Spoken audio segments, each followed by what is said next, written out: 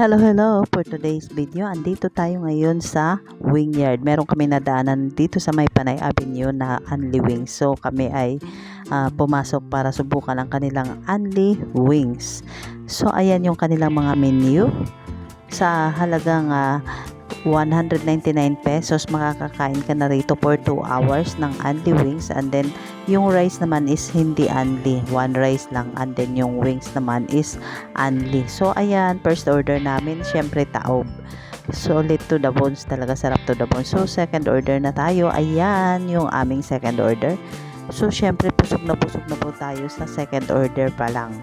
Syempre sinubukan pa rin naming umorder ng pangatlong order. So ayan ang aming order. So ayan, chill muna tayo habang tayo ay busog, kasi talaga namang sulit yung ibabayad ninyo sa halagang 199 pesos. May Unli Wings na kayo.